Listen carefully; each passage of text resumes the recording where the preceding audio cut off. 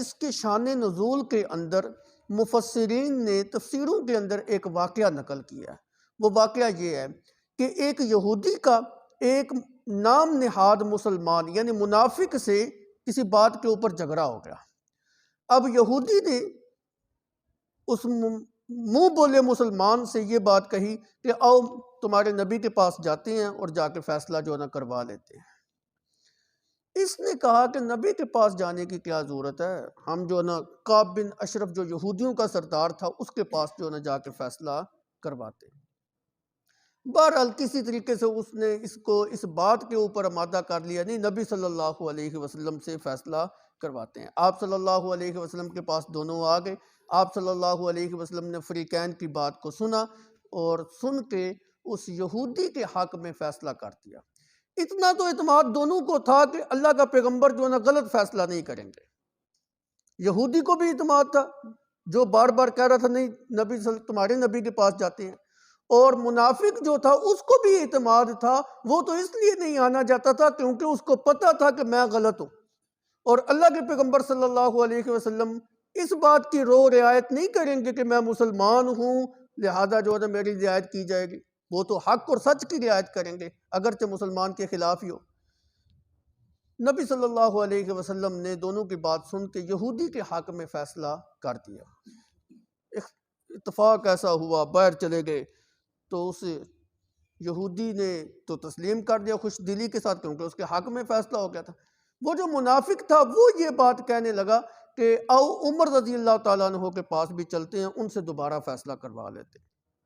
یہودی ادھر بھی جانے کے لیے جو نا وہ تیار ہو گیا۔ اس نے یہ سمجھا کہ شاید حضرت عمر میری طرف داری کریں، کیوں حضرت عمر جو ہیں یہ یہودیوں کے حق میں اور غیر مسلموں کے حق میں بڑے سخت ہیں، لہذا سختی کا مظاہرہ کرتے ہوئے وہ جو نا میرے حق میں فیصلہ کر دیں گے۔ یہ اس کا وہم اور گمان تھا۔ جب وہاں گئے قصہ مختصر اس آدمی نے بتلا دیا، بھائی تمہارے نبی نے میرے حق میں فیصلہ کر دیا ہے۔ انہوں نے اس منافق سے پوچھا، ہاں بھائی یہ درست کہہ رہا ہے؟ ہاں جی درست کہہ رہا ہے۔ چنانچہ حضرت عمر فاروق رضی اللہ تعالیٰ عنہ اندر تشریف لے گئے، تلوار اٹھائی اور باہر آ کے اس کی گردن جو ہے نا وہ کاٹ دی کہ جس نے نبی کے فیصلے کو تسلیم نہیں کیا عمر اس کے حق میں یہ فیصلہ کرتا ہے۔ بہرحال اس کا قصہ جو ہے نا وہ تمام ہو گیا۔ اب ہے تو وہ منافق تھا، زبان سے کلمہ بھی پڑھتا تھا، اس کی جو برادری کے لوگ تھے نا انہوں نے شور مچانا شروع کر دیا کہ عمر نے ایک مسلمان کو ناحق قتل کیا، جی ہم تو قصاص لیں گے۔ اس موقع کے اوپر یہ آیتیں جو ہے نا وہ نازل ہو گئی، اللہ رب العزت نے حضرت عمر کی طرفداری کی۔ لیکن یاد رکھیے یہ جو واقعہ ہے یہ مفسرین نے اسی جگہ پہ آیت کی تفسیر کے اندر نقل کیا ہے، لیکن یہ واقعہ کوئی درست معلوم نہیں ہوتا۔ میں نے اس لیے ذکر کیا چونکہ بہت سارے مفسرین نے ذکر کیا، تو بعض مفسرین نے اس کا رد بھی جو ہے نا وہ کیا ہے، یا یوں کہہ لیں کہ یہ واقعہ تو اپنی جگہ پہ درست ہوگا لیکن اس آیت کے شان نزول کے ساتھ مفسرین نے اس کو ذکر کر دیا ہے، وگرنہ ان آیات کے نازل ہونے کا مقصد یہ نہیں تھا۔ اور یہ واقعہ جو ہے نا ویسے بھی عقل کے بھی خلاف ہے، روایت کے بھی خلاف ہے، درایت کے بھی جو ہے نا وہ خلاف ہے۔ عقل کے خلاف اس طرح ہے کہ حضرت عمر فاروق رضی اللہ تعالیٰ عنہ نے اتنی جلدی اس کو قتل کر دیا، حالانکہ مسئلے کی تحقیق کرنی چاہیے تھی، قتل کرنے کے اندر جلدی کیوں کی؟ حالانکہ اس کے برعکس ہمارے سامنے کئی واقعات ایسے ہیں کہ حضرت عمر فاروق رضی اللہ تعالیٰ عنہ نے نبی صلی اللہ علیہ وسلم کو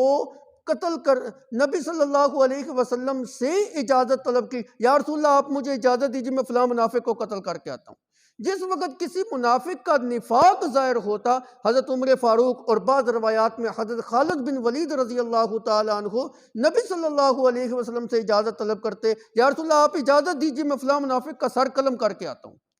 اللہ کے پیغمبر صلی اللہ علیہ وسلم نے اجازت نہیں دی۔ اسی طرح خاطب بن ابی بلتہ رضی اللہ تعالیٰ عنہ، ان سے مسلمانوں کا ایک راز جو ہے نا وہ فاش ہو گیا تھا،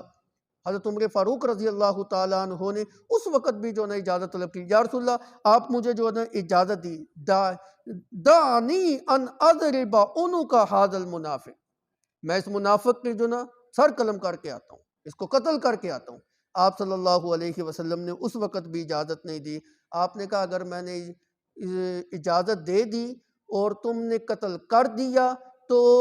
منافقین کو پروپیگنڈا کرنے کا موقع مل جائے گا کہ دیکھو محمد جو ہے نا اپنے ہی ساتھیوں سے جب ناراض ہوتا ہے تو قتل و غارت کے اوپر اتر آتا ہے، ان کی زنجش کی بنا پر ان کو قتل کر دیتا ہے۔ اور یہی بات ہمارے دین کی تبلیغ میں رکاوٹ کہیں بن نہ جائے، اس لیے اللہ کے پیغمبر صلی اللہ علیہ وسلم ان کو اجازت نہیں دیتے تھے۔ اس کے علاوہ اگر آپ دیکھیں ایک اور بھی واقعہ آتا ہے، حضرت عمر فاروق رضی اللہ تعالی عنہ کی بیٹی جو حضرت حفصہ رضی اللہ تعالی عنہ تھی، وہ نبی صلی اللہ علیہ وسلم کی زوجیت میں تھی۔ جس وقت ازواج مطہرات نے نبی صلی اللہ علیہ وسلم سے کچھ زائد خرچے کا مطالبہ کیا تو آپ کو بڑا دل دکھا، اور آپ نے جو ہے نا ایک ماہ تک جو ہے نا ناراض ہو کے بالا خانے کے اندر جو ہے نا الہ کا جو ہے نا وہ ارادہ فرما لیا، اور بالا خانے کے اندر جو ہے نا آپ تشریف لے گئے۔ حضرت عمر فاروق رضی اللہ تعالیٰ عنہ تشریف لائے اور آپ سے نیچے کھڑے ہو کے اجازت طلب کی، یا رسول اللہ میں اوپر آ سکتا ہوں؟ آپ نے اجازت نہیں دی، ایک دفعہ، دو دفعہ، تین دفعہ اجازت مانگی، نبی صلی اللہ علیہ وسلم نے اجازت نہیں دی۔ حالانکہ بعض روایات میں یہ بات بھی آتی ہے کہ نبی صلی اللہ علیہ وسلم کو آپ نے کہا یا رسول اللہ میں صرف اس لیے اجازت طلب کر رہا ہوں کہ میرے آنے کا مقصد صرف یہ ہے کہ لوگوں کے اندر یہ شور مچا ہوا ہے کہ آپ نے اپنی ازواج کو طلاق دے دی ہے، میں صرف یہ تصدیق کرنا چاہتا ہوں آپ صرف ناراض ہیں یا آپ نے واقعتاً طلاق دے دی ہے۔ اور اس موقع کے اوپر حضرت عمر فاروق رضی اللہ تعالیٰ عنہ نے یہ بات بھی کہی تھی، اگر محمد صلی اللہ علیہ وسلم مجھے حکم دیں گے تو میں اپنی تلوار کے ساتھ اپنی بیٹی حفصہ کی گردن جو ہے نا مار دوں گا۔ تو نبی صلی اللہ علیہ وسلم نے تو اس موقع کے اوپر بھی اجازت نہیں دی۔ تو یہ تو خیر مسلمان تھی، کسی منافق کا جس وقت نفاق ظاہر ہوتا تھا اس وقت بھی اللہ کے پیغمبر صلی اللہ علیہ وسلم اس کو قتل کا حکم نہیں دی۔ دیکھیں آپ رئیس المنافقین عبداللہ ابن ابی، جس کے متعلق اللہ قرآن میں یہ فرماتے ہیں استغفر لہم مولا تستغفر لہم ان تستغفر لہم 70 مرۃ فلن یغفر اللہ لہم، میرا پیغمبر آپ بھی اگر 1 2 10 20 50 مرتبہ نہیں 70 مرتبہ بھی یا اس سے زائد مرتبہ بھی اس منافق کے لیے اگر دعائے خیر کریں گے میں نے پھر بھی فلن یغفر اللہ لہم، اس کو معاف نہیں کرتا۔